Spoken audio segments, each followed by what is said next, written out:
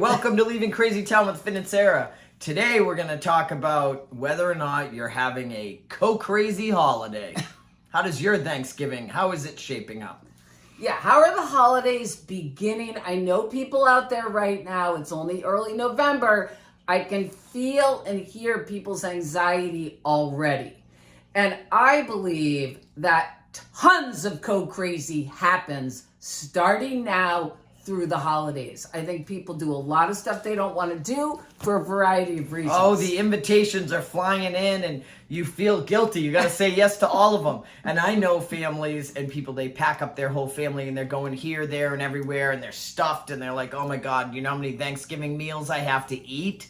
Why? What else, Sarah? Yeah, why? Okay, great example. Going to a number of different houses when you really don't want to. Okay? What's another example? Another example would be cooking, like doing all the cooking yourself or baking all the pies yourself or doing all the work in your house yourself because you can't ask for help, number one, or you feel like you have to invite all these people, even people you don't like. My favorite one is when there's a family member or a friend who's like, well, I really want to have Thanksgiving at my house, but I don't cook. So can you cook the entire meal at your house, pack it up, and then bring it to mine? I've heard that a lot.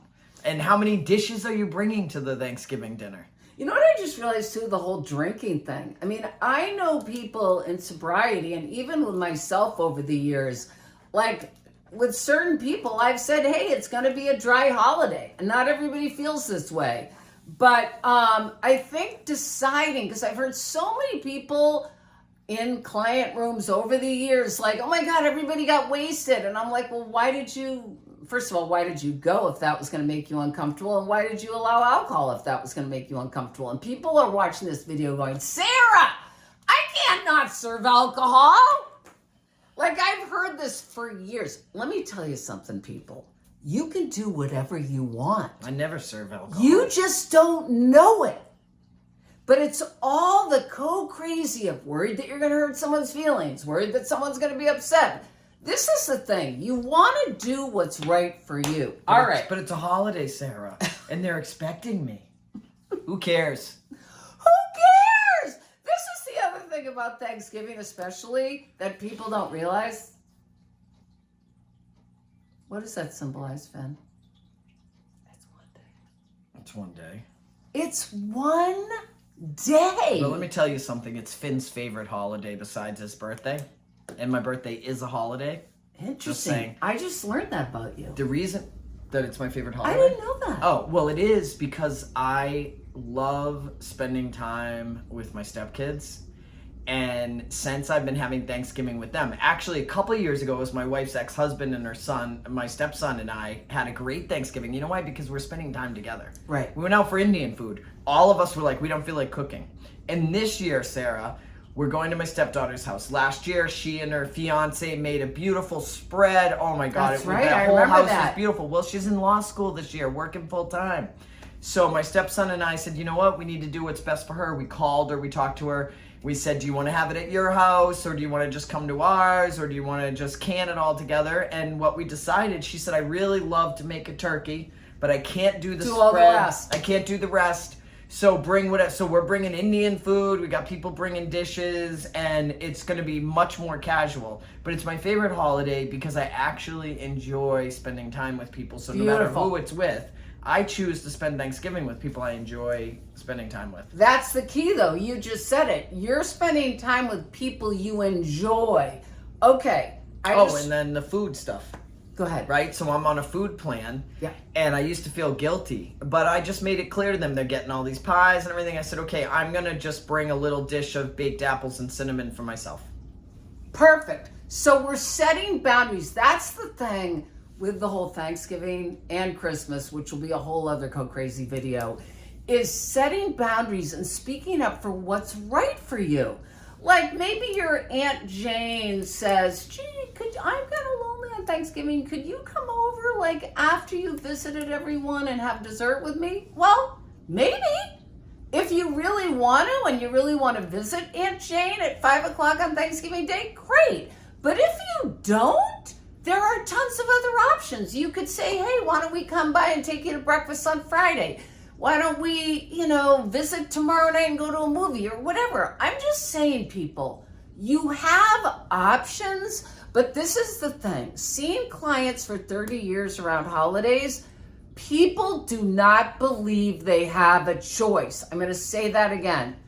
People don't think they have a choice because they're in these rituals or in these things that have happened. Oh, we've done that every year. Just because you've done it every year doesn't mean you need to do it. And the thing is, reality, right? I don't like to listen to people complain. It's a shortcoming of mine, or maybe a positive thing about myself. Right.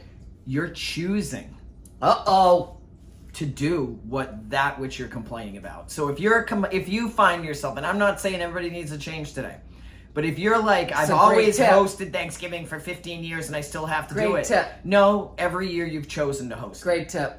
And you don't have to host it next year. You don't have to host it. Maybe if you've already sent out invitations, maybe you've already agreed to do all this stuff, that's fine. But let's be honest, you have a choice not to because you did choose to do it. So you're already in the choice. You're just making a choice you don't like. You may choose to go to 5 houses on Thanksgiving and you might like it. I'm not saying it's the 5 houses on Thanksgiving that's bad. Right. What's a problem is when you're miserable and you're not enjoying your time and you feel like you need to lay down for a week after because you ran around like a crazy person against your own will. Well, you're choosing to do that, which means you can choose not to. Yes, although I will say to that, just to have a little compassion for our audience. I have compassion. I know you do, but I'm just saying, all right, is even though you're choosing it, I will say very often we don't feel we have a choice because there's all kinds of fears, co-crazy fears operating. So I'm just saying, yes, you have a choice, but it may mean walking through some pretty uncomfortable feelings to get there. So we are saying, yes, you have a choice and things can be different, but we also know things can be challenging to tolerate the feelings, to walk through it, to feel the fears. Oh, my family might never speak to me again. I've heard that one around Thanksgiving. If you're choosing to do these things, whether you believe you have a choice or not, you can also choose happiness. Like, I know for me personally, I'm sorry that yes, it is difficult, but if you want to do things and enjoy yourself and not feel like you're at everybody else's will, that's a choice you have to walk through the fear. It's not that I don't have compassion for it like Sarah seems to think. It's just that I'm just telling it straight up. Yes, he is. He is. You have a choice. You're making a choice. Choose you. We always say choose you. The other thing to remember is sometimes we don't even know that we're violating ourselves in this way. And Finn just mentioned it earlier. The sign to recognize that you're going down the painful rabbit hole of old behaviors is if you start noticing you're getting agitated, you're getting angry, you're losing sleep, you're suddenly anxious, you're suddenly angry and yelling at your family. Say to yourself, geez, what's happening? Am I not wanting to do something around the holidays that I've said yes to? Have I invited 25 people when I only really want 8? Like, what are these feelings telling me? Because usually our systems are telling us that a boundary has been violated, that we're not doing something that we necessarily want to do. Yeah, and it might be too late to make these changes for Thanksgiving. Right. You can identify them. And then look forward to your next holiday, whether it be Hanukkah, Christmas, whatever you have going on in the future. And say, you know what, maybe I'll just tweak one thing. Yes. Because I've made a lot of changes in my life, and I sit here and I say, choose you, you can do it, you're making a choice. But I didn't do all that overnight. No. You know, and I appreciate that it takes time, but really the first key is identifying it. And I think one of the most solid ways to become clear that you're doing something you don't want to is when you find the complaints about it coming out of your mouth. Yes, absolutely. Absolutely. So this week, choose you and just start noticing what's happening for you going into the holidays. Are you starting to feel anxious, irritable, angry? And really check in. Am I really doing what I want? And if not, Why? What does your fantasy holiday look like? All of that is possible. And what Finn said, one tiny win at a time, one step at a time, we're leaving Crazy Town. We love you. We're out of here. We're out of here.